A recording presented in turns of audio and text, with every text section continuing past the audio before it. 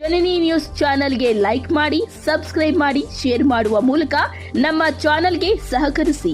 ಹೆಚ್ಚಿನ ಮಾಹಿತಿಗಾಗಿ ಸಂಪರ್ಕಿಸಿ ಹರಿಚಿನ್. ಮಹಾಸ್ವಾದಿ ಹೇಮರೆಡ್ಡಿ ಮಲ್ಲಮ್ಮಗೆ, ಮಹಾಸ್ವಾದಿ ಹೇಮರೆಡ್ಡಿ ಮಲ್ಲಮ್ಮಗೆ, ಎಸಿ ರೆಡ್ಡಿ ಅವರಿಗೆ, ಎಸಿ ರೆಡ್ಡಿ ಅವರಿಗೆ, ವೇಮನಾನಂದ ಸ್ವಾಮೀಜಿ ಅವರಿಗೆ, ಶ್ರೀ ವೇಮನಾನಂದ ಸ್ವಾಮೀಜಿ ಅವರಿಗೆ. 2 ವರ್ಷದಿಂದ ಈ ಒಂದು ಸಂಘಟನೆಯಲ್ಲಿ ತೊಡಗಿದೀವಿ. ನಾವೆಲ್ಲರೂ ಸೇರಿ ತೊಡಗಿದೀವಿ.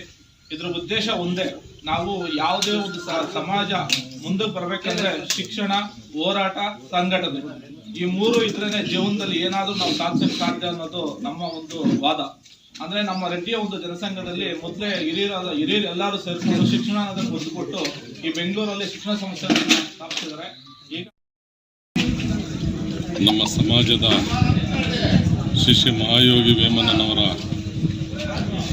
614ನೇ ಜಯಂತ್ಯೋತ್ಸವ ಕಾರ್ಯಕ್ರಮ ಇದೇ ಜನವರಿ 19ನೇ ತಾರೀಕು ದಿನಾಂಕ ಇರೋದ್ರಿಂದ ಪ್ರತಿ ಗ್ರಾಮ ಪಂಚಾಯಿತಿಗಳಲ್ಲಿ, ಪ್ರತಿ ಗ್ರಾಮಗಳಲ್ಲಿ, ಪ್ರತಿ ಹೋಬಳಿಗಳಲ್ಲಿ, ಪ್ರತಿ ತಾಲೂಕಲ್ಲಿ ಮತ್ತು ಜಿಲ್ಲಾಡಳಿತ ಕೇಂದ್ರದಲ್ಲಿ ನಾವತ್ತು ವೇಮನ ಜಯಂತ್ಯೋತ್ಸವವನ್ನು ಆಚರಿಸೋದಕ್ಕೆ ಪ್ರತಿ ಗ್ರಾಮಗಳಿಂದನೂ ನಮ್ಮ ಸಮುದಾಯವನ್ನು ಸಂಘಟನಾ ಸಭೆಗಳಾಗಿ ಮಾಡ್ತಾ ಇದ್ದೀವಿ.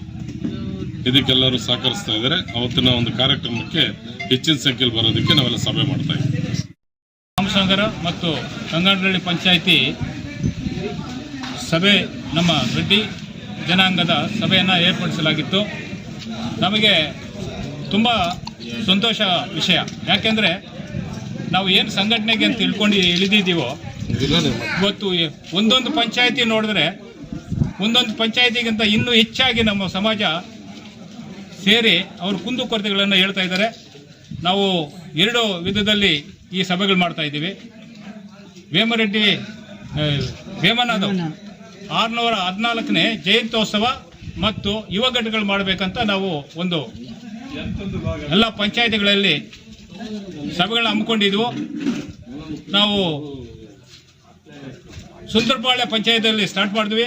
ಇದುವರೆಗೂ ನಮಗೆ 13 ಪಂಚಾಯಿತಿಗಳು ಮುಗಿದಿದೆ. ಇನ್ನು 3 ಪಂಚಾಯಿತಿಗಳು ಮಾತ್ರ ಇದೆ ಬಾಕಿ. ಒಂದು ಕ್ಯಾಸಂಬಳ್ಳ, ಒಂದು ಮಾರಿಕೊಪ್ಪ, ಒಂದು ಗಟ್ಮಾದಮಂಗಲ. ಈ 3 ಪಂಚಾಯಿತಿಗಳು ಮುಗಿದ್ರೆ ನಮ್ಮದು ಒಂದು ಹಂತ ಮುಗಿಯುತ್ತೆ. ವೇಮನ ಜಯಂತಿ ಆದಮೇಲೆ ಮತ್ತೆ ಯುವ ಘಟಕಗಳು ಯಾರ್ಯಾರು ಮಾಡಬೇಕು ಅಂತ ಅದೊಂದು ಉದ್ದೇಶ ಇಟ್ಕೊಂಡಿದ್ದೀವಿ. ಅದನ್ನು ಮಾಡಿ ನಮ್ಮ ಸಮಾಜಕ್ಕೆ ಒಂದು ಒಗ್ಗಟ್ಟಾಗಿ ಹೋಗಬೇಕು ಅನ್ನೋ ಉದ್ದೇಶದಲ್ಲಿ ನಾವು ಈ ಸಭೆಗಳನ್ನು ಮಾಡ್ತಾ ಇದ್ದೀವಿ. ಬಂಧುಗಳೇ, 2 ವರ್ಷದಿಂದ ಈ ಒಂದು ಸಂಘಟನೆಯಲ್ಲಿ ತೊಡಗಿದೀವಿ. ನಾವೆಲ್ಲರೂ ಸೇರಿ ತೊಡಗಿದೀವಿ. ಇದ್ರ ಉದ್ದೇಶ ಒಂದೇ, ನಾವು ಯಾವುದೇ ಒಂದು ಸಮಾಜ ಮುಂದಕ್ಕೆ ಬರ್ಬೇಕಂದ್ರೆ ಶಿಕ್ಷಣ, ಹೋರಾಟ, ಸಂಘಟನೆ ಈ ಮೂರು ಇದ್ರೇನೆ ಜೀವನದಲ್ಲಿ ಏನಾದ್ರೂ ನಾವು ಸಾಧಿಸಕ್ಕೆ ಸಾಧ್ಯ ಅನ್ನೋದು ನಮ್ಮ ಒಂದು ವಾದ. ಅಂದ್ರೆ ನಮ್ಮ ರೆಡ್ಡಿಯ ಒಂದು ಜನಸಂಘದಲ್ಲಿ ಮೊದಲೇ ಹಿರಿಯರು ಎಲ್ಲರೂ ಸೇರಿಕೊಂಡು ಶಿಕ್ಷಣ ಅನ್ನೋದನ್ನು ಒತ್ತು ಕೊಟ್ಟು ಈ ಬೆಂಗಳೂರಲ್ಲಿ ಶಿಕ್ಷಣ ಸಂಸ್ಥೆಗಳನ್ನು ಸ್ಥಾಪಿಸಿದ್ದಾರೆ. ಈಗ ಒಂದು 2ನೇ ದಿನಪ್ಪ ಅಂದ್ರೆ ಸಂಘಟನೆ. ಈ ಒಂದು ಸಂಘಟನೆ ಇತ್ತೀಚಿನ 2 ವರ್ಷದಲ್ಲಿ ನಮ್ಮ ಕರ್ನಾಟಕ ರಾಜ್ಯದಿಂದ ಈ ಒಂದು ಎಲ್ಲರೂ ನಮ್ಮ ಪ್ರಸನ್ನ ರೆಡ್ಡಿ ಇರ್ಬೋದು, ಶಾಂತರಾಜಣ್ಣ ಇರ್ಬೋದು, ಪ್ರಭಾಕರ್ ರೆಡ್ಡಿ ಇರ್ಬೋದು, ಎಲ್ಲರೂ ಸುತ್ತಾಡ್ತಿದ್ದಾರೆ. ನಮ್ಮ ಒಂದು ಈ KGF ತಾಲೂಕಿನಲ್ಲಿ ಇತ್ತೀಚೆಗೆ ಅಂದ್ರೆ 2 ವರ್ಷದಿಂದ ಇತ್ತೀಚೆಗೆ ಈ ಒಂದು ಸಂಘಟನೆ ನಾವು ಹೆಚ್ಚಾಗಿ ನೋಡ್ತಿದ್ದೀವಿ. ಮೊದಲೆಲ್ಲ ಈ ಸಂಘಟನೆ ನಮ್ಮ ರೆಡ್ಡಿ ಜನಸಂಘ ಇದೆ, ನಮ್ಮ ರೆಡ್ಡಿಗಳು ಇದೀವಿ ಅನ್ನೋದೇ ನಮ್ಮ ರಾಜ್ಯದಲ್ಲಿ ಯಾರಿಗೂ ಗೊತ್ತಿರಲಿಲ್ಲ. ಅಂದ್ರೆ ನಮ್ಮ ರಾಜ್ಯದಲ್ಲಿ ನಮ್ಮ ಜಾತಿಯನ್ನ ಸುರಿಸುವಂತ ಒಂದು ಇದನ್ನ ಯಾರು ಮಾಡಿಲ್ಲ. ಮೊದಲು ಪ್ರಭಾವಿಗಳಿದ್ರು, ಇಲ್ಲೆಲ್ಲೋ ಗೊತ್ತಿಲ್ಲ. ಆದ್ರೆ ನಮ್ಮ ಹೇಳ್ಬೇಕಂದ್ರೆ ಈ ರಾಜ್ಯದ ಪ್ರಥಮ ಮುಖ್ಯಮಂತ್ರಿ ಇರುವಂತ ನಮ್ಮ ಒಂದು ಜಿಲ್ಲೆಯಲ್ಲೇ ನಾವು ರೆಡ್ಡಿ ಜನಸಂಖ್ಯೆ ಎಷ್ಟಿದ್ದೀವಿ, ನಾವು ಎಷ್ಟು ಜನ ಇದ್ದೀವಿ, ಎಷ್ಟು ಪ್ರಾಮುಖ್ಯತೆ ಇದೆ ಅನ್ನೋದು ನಮಗೆ ಗೊತ್ತಿರಲಿಲ್ಲ.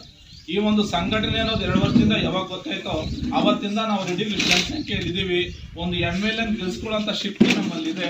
ಆದ್ರೆ ನಾವು MLA ಗೆಲ್ಸ್ಕೊಳ್ಳುವಂತ ಶಕ್ತಿ ಇರೋಂಥವ್ರು ನಮ್ಮಲ್ಲಿ ಲೀಡರ್ಶಿಪ್ ಅನ್ನೋದೇ ಕಡಿಮೆ ಇದೆ ನಮ್ಮ ತಾಲೂಕಲ್ಲಿ. ಹೆಂಗಾಗಿದೆ ಅಂದ್ರೆ ಪರಿಸ್ಥಿತಿ, ನಮ್ಗೆ ಒಂದು ಕೆಲಸ ಏನನ್ನ ಕಾರ್ಯನ ಮಾಡ್ಕೋಬೇಕಂದ್ರೆ ಬೇರೆ ಲೀಡರ್ ಹತ್ರ ಹೋಗುವಂತ ಪರಿಸ್ಥಿತಿ ಬಂದಿದೆ. ಅಂದ್ರೆ ಕೆಲವು ಕಡೆ ನಮ್ಮ ರೆಡ್ಡಿ ಜನಸಂಖ್ಯೆ ಜಾಸ್ತಿ ಇರೋ ಕಡೆ ಅದ್ರ ಪ್ರಭಾವ ಗೊತ್ತಾಗಲ್ಲ. ಯಾಕಂದ್ರೆ ನಮ್ಮವರೇ ಇರೋದ್ರ ಕಡೆ ಸ್ವಲ್ಪ ಅಡ್ಜಸ್ಟ್ಮೆಂಟ್ ಇರ್ತದೆ, ನಮ್ಮವ್ರು ಸರ್ಕೊಂಡು ಹೋಗುವಂತ ಕೆಲಸ ಇರುತ್ತೆ. ಬೇರೆ ಜಾತಿ ಕಮ್ಯುನಿಟಿ ಕಡೆ ನಮ್ಮವ್ರು 2 ಮನೆ 3 ಮನೆ 4 ಮನೆ ಇದ್ರೆ ಅಂತ ಕಡೆ ಎಷ್ಟು ಪ್ರಾಬ್ಲಮ್ ಗೊತ್ತಾಗುತ್ತೆ, ಎಷ್ಟು ಕಷ್ಟ ಗೊತ್ತಾಗತ್ತಂದ್ರೆ ನಾವು ಬೆಳೆಯೋದಕ್ಕೂ ಅಂದ್ರೆ ರಾಜಕೀಯವಾಗಿ ಬೆಳಿಬೇಕಂದ್ರೆ